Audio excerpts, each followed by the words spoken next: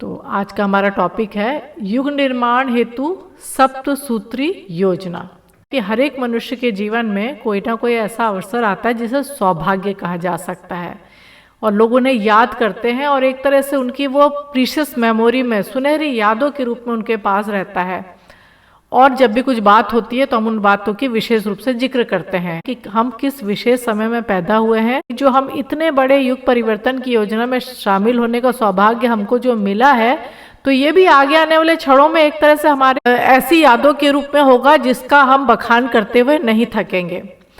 ग्वाल बालों को, गोपियों को, पांडवों को क्या यह सौभाग्य नहीं मिला था कि उन्हें भगवान कृष्ण के साथ घूमने का, खेलने का, मक्खन चुराने का व राक्षसों को मारने का अवसर मिला? शबरी, गिलहरी, केवट को क्या यह सौभाग्य नहीं था कि उन्हें भगवान राम को स्पर्श करने का, साक्षात देखने का अवसर मिला?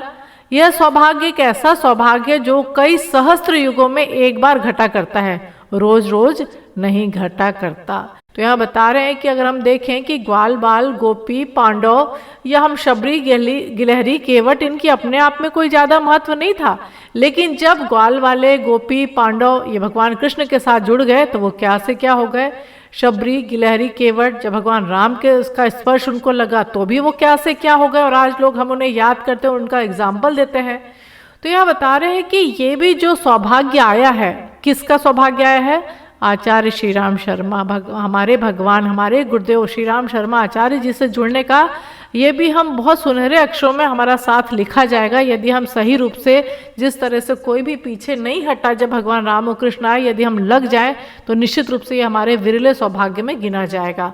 और उसके लिए गुरुदेव ने हमको एक जीपीएस सिस्टम दिया है, योजना बना के दी है, युग निर्माण योजना। उसके लिए किस तरह से जीवन में आगे बढ़ना है, कैसे उस योजना में हम अपने संपूर्ण ईमानदारी, संपूर्ण निष्ठा और समर्पण के साथ लग सकते हैं, इसके बारे में आज हम पढ़ रहे हैं। थोड़ी बहुत जानकारी होना अभी हमको आधा अधूरा ही सौभाग्य हमको प्राप्त कर सकते हैं, लेकिन यदि पूरी जानकारी हो, उसमें करना क्या है, कैसे जीवन जीना है, तो हम बहुत बड़ा इसमें रोल अदा कर सकते हैं। राष्ट्रीय या अंतर्राष्ट्रीय स्तर पर मिलने वाले पुरस्कार तो थोड़े दिन बाद पुराने हो जाते हैं। उन्नतियां, प्रगतियां भी मिलने के साथ कुछ जुड़े भावातिरेक को खो बैठती हैं, परंतु साक्षात भगवान के साथ घूमने फिरने, उन्हें नज़दीक से देखने का सौभाग्य इन दिनों सारे व्यक्तित्व सौभाग्य से बढ़कर वह ऊपर है। तो यहाँ बोल रहे हैं कि जो भी हमको नेशनल, इंटरनेशनल लेवल पर यदि कुछ हमको कोई पुरस्कार वगैरह मिलते हैं तो थोड़े दिन बाद उसको लोग भूल जाते हैं और आगे आने वाले दूसरे लोगों को मिल जाता है। परंतु यदि कोई बोले कि साक्षात भगवान के साथ हमको जुड़ने का, उनकी योजना में जुड़ने का हमको अवसर मिला, तो बोल रही है दूसरे बहुत सौभाग्यों से विरला सौभाग्य गिना जाता है। आज हम अपने, अगर हम बहुत अच्छे, हमारी पदवी है या समाज में बहुत नाम है या हमारे को बहुत सुख सुविधाएं हैं या हम धन या पदवी से बहुत ऊंचे हैं या कुछ और हमको इस तरह की चीज़ें मिली हैं, तो ठीक है, समाज में एक हमको माना जा सकता है। लेकिन यहाँ पे कितने लोगों को, जैसे बोलते ना, कितने लोगों का बायोडाटा में ये लिखा जा सकता है कि हमने भगवान को देखा है, हमने भगवान की योजना में शामिल किया है अपने आप को, उनके ज्ञान से जुड़ने का अवसर मिला, यानी परम पूज्य गुरुदेव के ज्ञान के जुड़ने का। तो शायद हम प्रज्ञा परिजन और गायत्री परिवार के लोगों के ही बायोडाटा में ये चीज़ आएगी कि हम परम पूज्य गुरुदेव के शिष्य हैं। इन उदाहरणों को यहाँ देने का तात्पर्य मात्र इतना है कि गायत्री परिजनों में से अनेकों ऐसे हैं जिन्हें परम पूज्य गुरुदेव व परम वंदनीय माता जी को निकट से देखने का व कुछ ऐसे संस्मरणों का साक्षी बनने का अवसर मिला जो विरलों को मिल पाता है। हम में से अनेकों ऐसे सौभाग्यशाली परिजन हैं जो दिव्य गुरु सत्ता के अपनेपन, उनकी आत्मीयता, उनके प्रेम, उनकी सहजता, उनकी सरलता व उनकी सुलभता को निकट से अनुभव कर सके हैं। संभवतः ऐसा सौभाग्य दोबारा इस युग में किसी अन्य को नसीब नहीं हो सकेगा। स्वयं भगवान हमारे मध्य परम पूज्य गुरुदेव व परम वंदनीय माता जी का रूप लेकर आए और हमें अपने लीला सचारों के रूप में उनके साथ आने का सौभाग्य प्रदान किया। जिन्हें यह सुअवसर प्राप्त ना भी हो सका, उनका सौभाग्य भी कम नहीं, क्योंकि वे भी इस महाकाल की दिव्य योजना के सहचरों के रूप में उन्हीं दिव्य सत्ता का प्रतिनिधित्व कर रहे हैं। तो बोले इससे कोई फर्क नहीं पड़ता कि उनके साथ काम करने का अवसर मिला या नहीं, लेकिन उनकी योजना में उनको काम करने का साथ जो है मिल रहा है। और गुरुदेव ने कहा है कि बेटा जरूरी नहीं कि बहुत संस्थाएं अलग अलग रूपों में काम करेंगी और अलग अलग सामने से निकल के आएंगे लोग, लेकिन उनके अंदर शक्ति किसकी काम करेगी? परम पूज्य गुरुदेव की। आज प्रत्येक परिजन को उनका यह सौभाग्य याद दिलाने के पीछे मूल उद्देश्य यही है कि हर गायत्री परिजन को उनका सच्चा स्वरूप याद दिलाया जा सके। तो जब हम कुछ अच्छा बोलते हैं, कुछ अच्छा करते हैं, तब तो बड़ा हम श्रेय ले लेते हैं, पर हम भूल जाते हैं कि उसके पीछे किसकी शक्ति काम कर रही है। और हमको ये सौभाग्य को इसीलिए आज हमको याद दिलाया जा रहा है कि हम भूल जाते हैं कई बार, और उस जो भी हमको करने का अवसर मिला उसके द्वारा जो हमारी अहंकार की पूर्ति हो रही है या अच्छा कुछ मिल रहा है या श्रेष्ठ मिल रहा है, वो सिर्फ और सिर्फ गुरुदेव के कारण हमको मिल रहा है। तो इसीलिए बोल रहे हैं कि हम केवल अपनी इस दुनियादारी के नाम के चक्कर में उस अहंकार को लेने की पूर्ति ना करें, बल्कि सच्चे स्वरूप को याद करें कि हम उस परम सत्ता से जुड़े हुए हैं। परम पूज्य गुरुदेव व परम वंदनीय माता जी के लीला सहचरों में से कोई हनुमान से कम स्तर का नहीं है, कोई बहन दुर्गा से कम स्तर की नहीं कही जा सकती। यदि गायत्री परिजन अपने सच्चे स्वरूप को याद कर ले तो विश्व को हिलाकर रख सकते हैं, और वर्तमान परिस्थितियों में तो उन्हें अपने सौभाग्य व उत्तरदायित्व को याद दिलाने की आवश्यकता वैसी ही है जैसे समुद्र तट पर किम कर्तव्य विमूढ़ होकर खड़े हनुमान जी को समुद्र लागने के लिए आ पड़ी थी। तो देखिए, जो इस समय ये जो इतना विकट और कठिन जो समय आया है, जो हम देख पा रहे हैं, तो गायत्री परिजनों को गुरुदेव बोल रहे हैं कि अपने सच्चे स्वरूप को याद करने की आवश्यकता है और हम विश्व को हिलाकर रख सकते हैं। इसलिए एक एक परिजन हनुमान के स्तर का है, एक एक बहन माँ जो है देवी दुर्गा के स्तर की है, लेकिन हम भूल जाते हैं, इसलिए हम परेशान होते हैं, निराश होते हैं, मन को नीचे कर लेते हैं और सोचते हैं ऐसा क्यों हो रहा है और हम क्या कर सकते हैं ऐसे समय। तो गुरुदेव सबसे पहले तो आज जिस तरह से जामवंत ने हनुमान को अपनी शक्ति याद दिलाई थी, उसी तरह वो ऐसा नहीं बोल रहे, हर किसी परिजन को हमारे अंदर हनुमान जी हैं और दुर्गा जी हैं, ये याद दिलाने की कोशिश कर रहे हैं गुरुदेव कि बेटा तुम लोग किसी स्तर पे कम नहीं हो, और जो आज जो ये परिस्थिति आई है तो तुम लोग को सबसे बड़ी भूमिका इसमें निभानी है। युग निर्माण का कार्य एक व्यक्ति का नहीं है, बल्कि इस जिम्मेदारी को हर जागरूक व्यक्ति के साथ मिलकर उठाने की आवश्यकता है। यह समय हर गायत्री परिजन को अपने उत्तरदायित्व को याद दिलाने का समय है। युद्ध होने वाला होता है तो उसकी तैयारियां उससे पहले शुरू हो जाती हैं।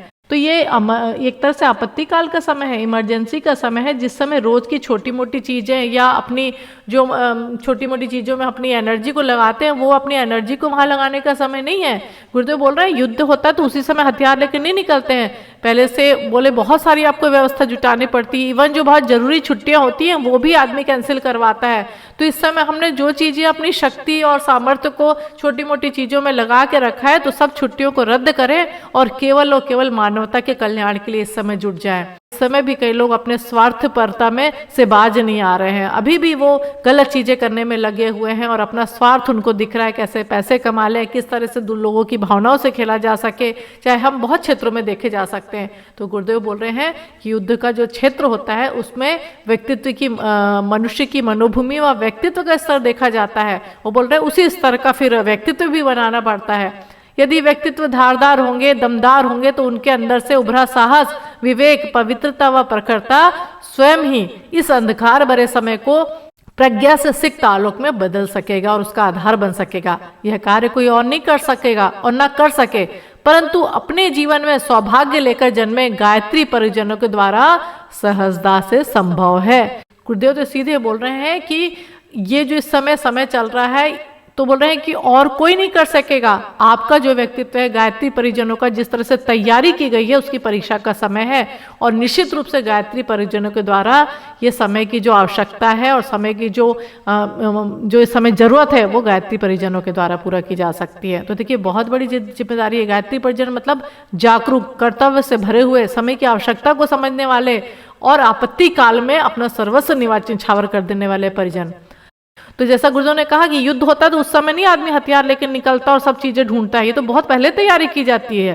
तो गुरुदेव भी युग दृष्टा थे, उन्होंने सब देखा जा चुका था और उनकी साहित्य से ये साबित हो चुका है, उनके क्रांतिकारी विचारों से, कि गुरुदेव ने कई जो आने वाले समय का पहले से बहुत उद्घोषणा कर दी थी। ये कमी जो है हमारी है कि हम उस अनुसार अपनी तैयारी नहीं कर पाए। तो गुरुदेव ने बोल रहे हैं कि बहुत पहले इसके लिए तैयारी कर दी थी। और क्या किया था उन्होंने? बोल रहे हैं कि अपने को किसी को शंका करनी ही नहीं चाहिए। गुरुदेव ने हमारे व्यक्तित्व जो आज के हिसाब से बनने चाहिए, उसके लिए उन्होंने बहुत पहले एक योजना बना के दी थी। बोलते हैं ना, प्लानिंग, और उसका फिर उस तरह से उसको लागू किया जाता है। तो बोल रहे हैं लेकिन उसको गंभीरता के साथ सोचने की जरूरत है। इसमें से गुरुदेव बोल रहे हैं कि जो युग निर्माण योजना बनाई गुरुदेव ने, परम पूज्य गुरुदेव कहा करते थे, युग निर्माण योजना समय की पुकार, जनमानस की पुकार और देवी इच्छा को प्रत्यक्ष प्रक्रिया है, इसे साकार होना ही है। इसके आरंभ करने का श्रेय गायत्री परिवार को मिल रहा है। तो इस सौभाग्य के लिए हम में से प्रत्येक को प्रसन्न होना चाहिए और गर्व अनुभव करना चाहिए, और हमें बिना समय गवाए अपने हिस्से का कर्तव्य व उत्तरदायित्व की पूर्ति के लिए कटिबद्ध हो जाना चाहिए। गुरुदेव ने ये इतने पहले हमको ये सिस्टम बना के दे दिया था। अब गुरुदेव बोल रहे हैं कि ये हर योजना के अंतर्गत अलग अलग पहलू होते हैं, स्टेजेस होते हैं। तो देखिए, युग निर्माण योजना आज जो हमको बताई गई, जिसके द्वारा पूरा समाज बदल सकता है, मानसिकता बदली जा सकती है, दूषित मानसिकता, और ये जो विकट समय आया है इसको बदला जा सकता है। तो अपने व्यक्तित्व को किस तरह से बनाना है और किस तरह से तैयारी करना है, क्योंकि बीज तो सबके अंदर पड़ा है। जो बीज को खाद पानी सही ढंग से दे लेगा वो इस युग निर्माण योजना का हिस्सा बन जाएगा। तो गुरुदेव यहाँ पे बता रहे हैं कि उसके ऊपर गंभीरता से सोचने की जरूरत है। तो इसमें सबसे पहला सूत्र है, गायत्री उपासना में निरंतरता लाने का है। बिना निष्ठा को गहन व तीव्र किए ऐसा कर पाना संभव नहीं है। अब जो निरंतरता बताइए उपासना और गायत्री उपासना में, क्योंकि जो समय की आवश्यकता है, आज जो भी व्यक्ति परेशान हो रहा है, सब हो रहा है, क्यों?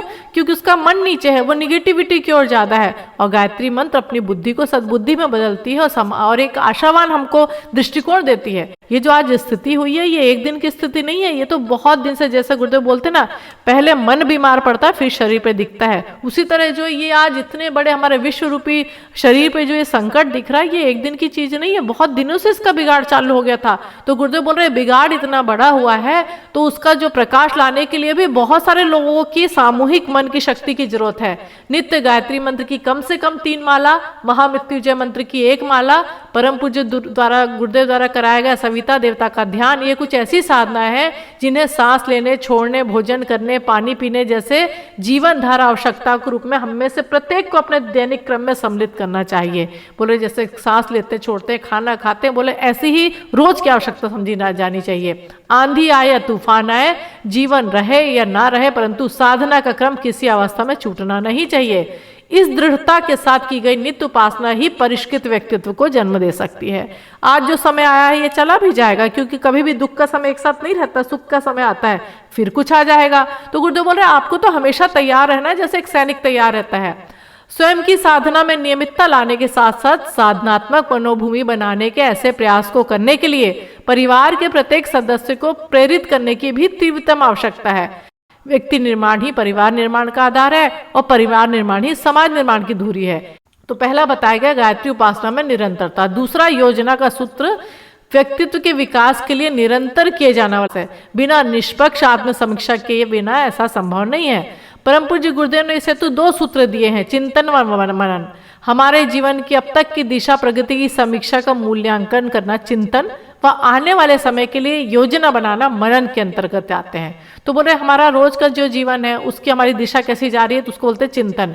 व आगे आने वाले समय के लिए योजना, भाई प्लानिंग करना जरूरी है, आप फ्यूचर के लिए कितना हम चीजें करके रखते हैं, बोले वो मनन के अंतर्गत आता है। अपने व्यक्तित्व के हर पक्ष पर चिंतन मनन करने से एवं इस बात का मूल्यांकन करने से कि हम क्या सोचकर गायत्री परिवार का अंग बने थे और आज क्या कर रहे हैं, अपनी प्रगति की सटीक समीक्षा कर पाना संभव हो पाता है। दिन में कम से कम 5 मिनट एकांत में परम पूज्य गुरुदेव वंदनीय माता जी को साक्षी मानकर हम में से प्रत्येक को निकालने चाहिए, ताकि हमारे व्यक्तित्व में सुधार व विकास की प्रक्रियाएं सतत चलती रहें। तो ये बोल रहे हैं कि बहुत हम शान से बोलते हैं हम गुरुदेव के शिष्य हैं, गायत्री परिवार का अंग है। तो गुरुदेव बोल रहे हैं कि सटीक मूल्यांकन केवल अपने लिए, आदमी बोलते हैं ना कि सरल नहीं होना चाहिए, अपने लिए कठोरता अपनाए, दूसरों के लिए उदारता अपनाए। तो बोल रहे ये भी कंटिन्यू चलना चाहिए, तब हम युग निर्माण योजना के सही तरीके से उसको पार्टिसिपेट कर सकते हैं। तीसरा सूत्र है परिवार के समग्र आध्यात्मिक विकास के लिए प्रयास करना। दूसरों को सिखाते बताते रहने, प्रचारात्मक अभियानों को निरंतर करते रहने से कभी कभी हम अपने परिवार के आध्यात्मिक विकास की ओर दृष्टि डालने से वंचित रह जाते हैं।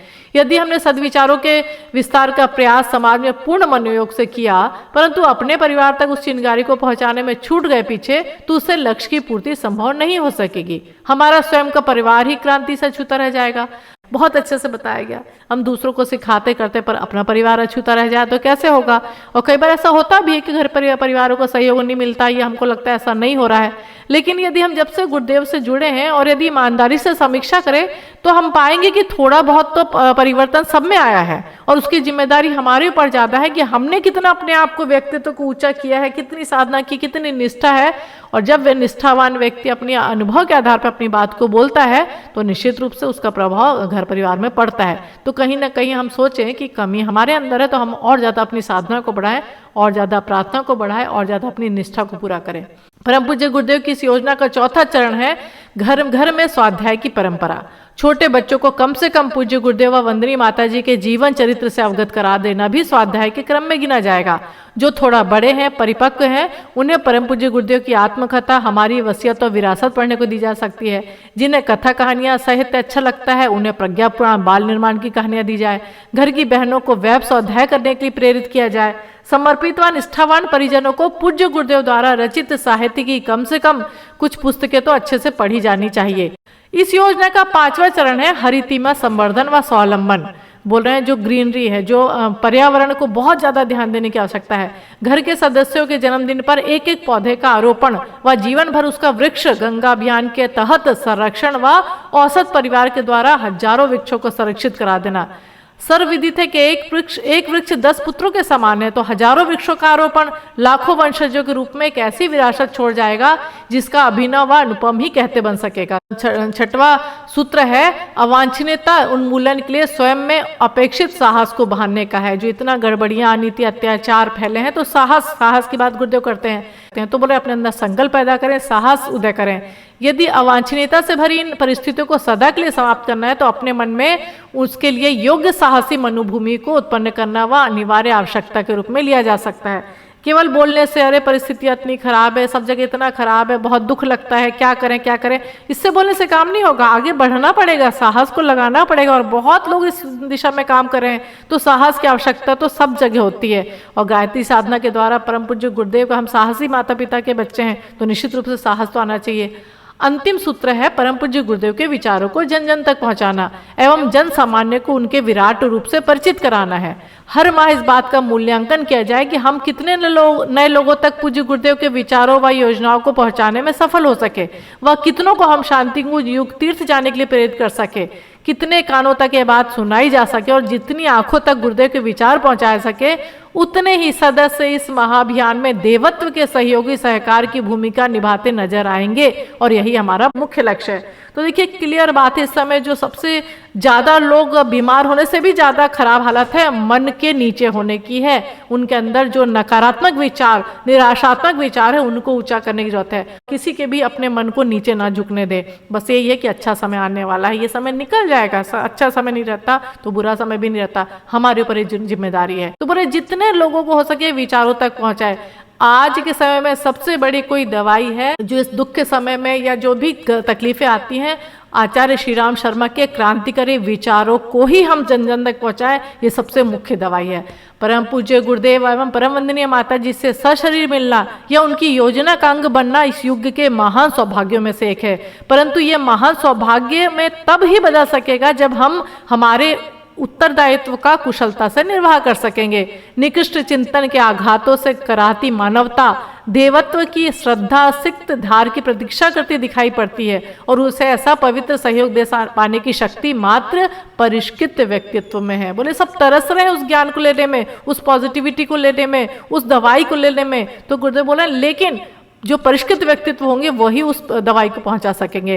व्यक्तित्व परिष्कार के लिए परम पूज्य गुरुदेव द्वारा प्रदत्त इन सप्त सूत्रों को अपने जीवन में उतार लेना ही हमारे जीवन का एकमात्र लक्ष्य कहा जाना चाहिए। तो ये युग निर्माण, ये जो ये योजना दी गई और उसके सप्त सूत्री कार्यक्रम बताया गया, ये हम में से हर एक की जिम्मेदारी है कि यदि हम चाहते हैं कि वो जागृत शक्ति बन सके तो निश्चित रूप से ये होना चाहिए। और गुरुदेव ने कह दिया कि ये जो विशालकाय योजना है ये देवीय योजना है, ये तो पूरी होनी है आप चाहें, और इसका नाम है युग परिवर्तन। तो गुरुदेव बोल रहे हैं कि भला इसका श्रेय संयोगवश किसी को ना मिले, लेकिन जो हमारे अंगावयव बन के रह रहे हैं उनकी सम्मिलित शक्ति ही इस योजना को पूरा करेगी। और साधन कहाँ से आएंगे आप इसकी चिंता ना करें, कार्य कैसा होगा, पर आप तो एक ही बात सोचे कि अधिकाधिक श्रम व समर्पण करने में एक दूसरे से कौन आगे रहा।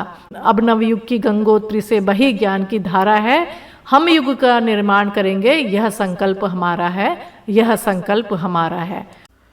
ओम श्री गुरुवे नमः। ओम शांति।